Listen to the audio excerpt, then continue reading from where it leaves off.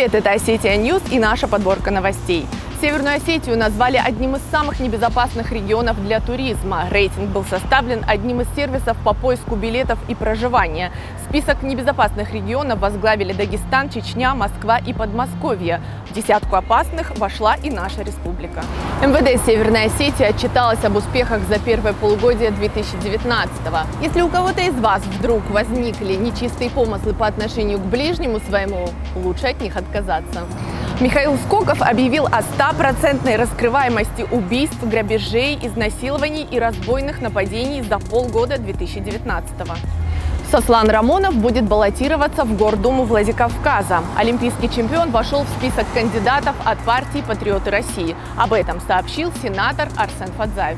Выборы в городскую думу Владикавказа пройдут в сентябре. На этом у нас все. Больше новостей читайте на нашем сайте ossetia.news.